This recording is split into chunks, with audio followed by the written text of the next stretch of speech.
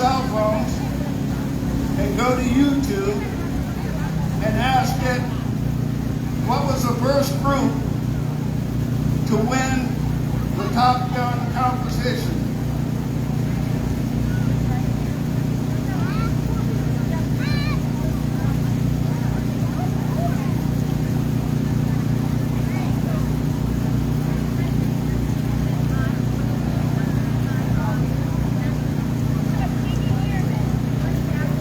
Thank you. The Tuskegee Airmen. A lot of people know about them, but they don't know everything about them. When you see Top Gun today, you don't see any mention of the Tuskegee Airmen. Today, we're going to have a little talk.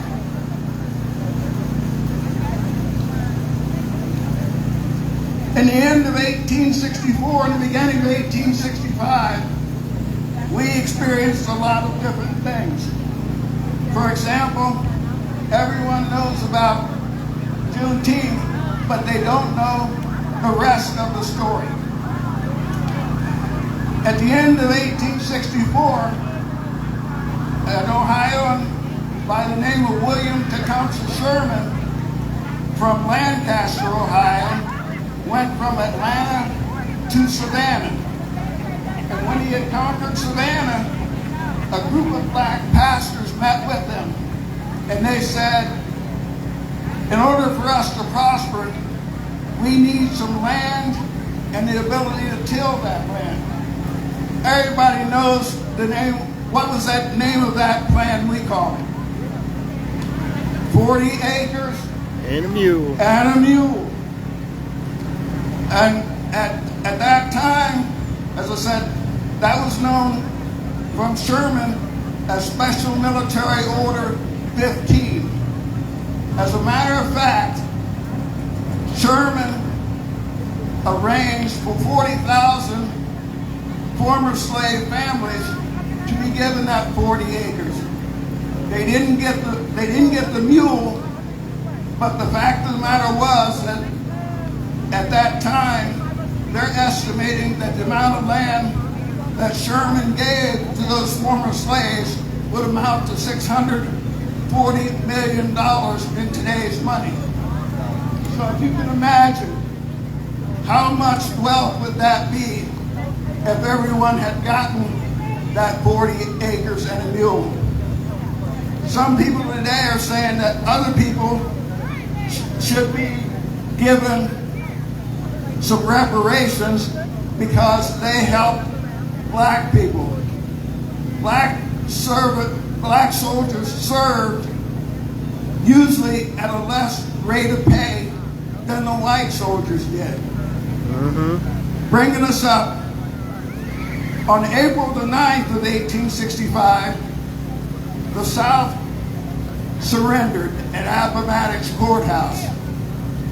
6 days later, on April the 15th, President Lincoln was assassinated. The assassination of President Lincoln was basically an assassination of us. Because after President Lincoln died, some of the things kept going. You heard all about the Emancipation Proclamation. Does anyone know the translation of the Emancipation Proclamation? It's a freedom announcement. That's what it means. So at that point, even though Lincoln was dead, on Juneteenth, black people were made aware of the fact that they were free, and that was just in Texas. And you understand that the Emancipation Proclamation itself was proclaimed in 1863. Black people didn't find out anything about it till 1865. Technically, President Lincoln cannot make the laws. From your social studies, you understand who's responsible for making laws. Congress. Congress. So that's why you have the 13th the 14th and the 15th Amendment. They're all together known as the Civil War Amendments. The 13th says no slavery. That actually had to happen because President Lincoln could not end slavery on his own. 14th Amendment gives citizenship, and the 15th Amendment gives voting.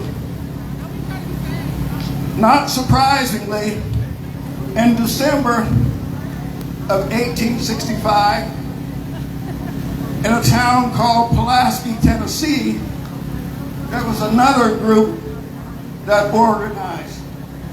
And they were known by 3 letters. Those were K, K, and K. These were started by a former member of the Confederate Army known as Nathan Bedford Forrest. He was famous during his service in the Confederate service of killing and massacring soldiers, black soldiers, at Fort Pillow. The Ku Klux Klan, I've had my confrontations with them. When I was president of the Tuscarawas County NAACP, the Ku Klux Klan came to town. And they rode their bus called Mighty Whitey. And they got out and they passed out their literature. As president of the NAACP, I passed out our literature. I gave them the Crisis magazine. The thing I'm saying to you is that we need to analyze what went wrong. That we got so much freedom, we got so much of this, so much of that. Why are things worse today than they were before? I'm going to give you a couple things, and then I'm going to shut up.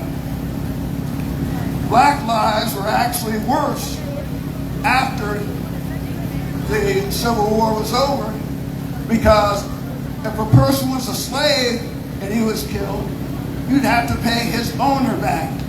But when black people became free and you killed them, you didn't have to pay anyone back.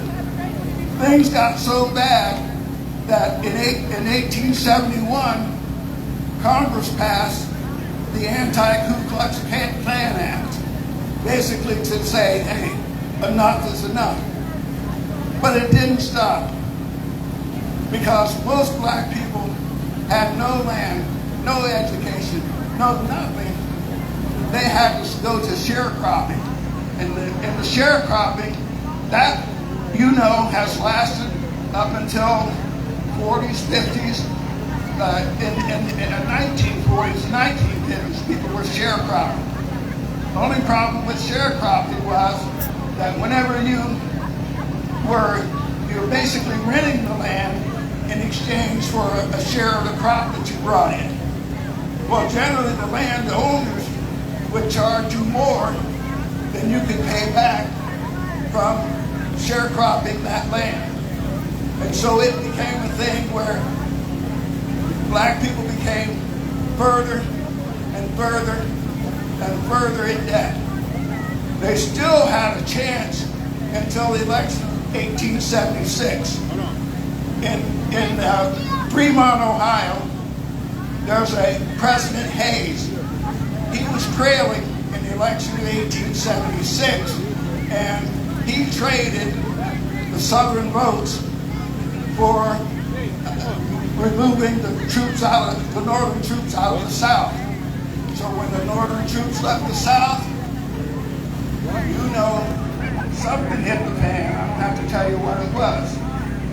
So the thing I'm telling you is, knowing all that, what does that mean to us? It tells us that we're going to be the last at the table. And so it's up to us to get together with each other. Instead of just having fun, we need to communicate with each other, exchange information, exchange different plans so that we can move forward. I'm going to give you what I think we need to do on. We need to address equality in voting. Right now in the state of Ohio, what they're trying to do is put this amendment on to increase the amount of votes that you have to create a new law. And done specifically to get any kind of new deals done. The next thing is criminal justice. I taught at Indian River School in Massillon for 43 years. I saw a lot of nice, intelligent young men pass through. We need to advocate for our young men and for prisoners. If you check, you'll find out that I have a prison record. For what? Having a bad tire on the way home. I was driving on the way home, and the next thing you know, I'm getting pulled over, and I have a jail record. I got put in jail, and when I was going over, all the patrolmen, they were making all kinds of comments about my being locked up. And this is not something that's uncommon to a lot of you. The thing I'm saying is we need to advocate more for trying to get our people that are locked up unfairly released. People talk about, oh, there's no black fathers at home. Oh, no wonder, you got them in jail. If you go by statistics, which group are you most likely to find a gun with? Black drivers or white drivers? White drivers. But you never know it. But people say, well, you got to pull them over because you got reasonable suspicion. The reasonable suspicion would be if you're pulling somebody white over. The thing I'm saying to you is that we also need to stress education. Every home should have an education corner. That there should be a place where the child can study. You should never let your child be smarter than you are. Never let that happen. If there's something that you don't understand, ask them about it. The other thing is health care. I just saw today that black women are 4 times as likely to die from childbirth as others. And the thing I'm trying to tell you is that we need more doctors. We need more lawyers. We need better housing. And the other thing is that we really need to get on the ball with these others. As you can see, I'm an old man. And the thing I'm telling you is that it's up to you to pick up that mantle. It's time for our new generation to have that same anger, to have that same determination, to have that same vigor and saying, no, we're not going back. In 1860, you have the civil rights movement then. Strangely enough, in the 1960s, what do we have?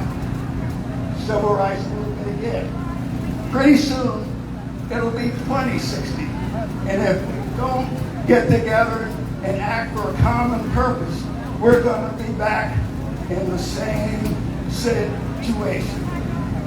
So I'm telling you, when people say, let's not look at black history, you should say, let's look at more black history. Not because white people are evil, but because of the fact that we need together and have our story told. And the last thing I would say is that, we see Benjamin Crump all the time advocating he should not be alone.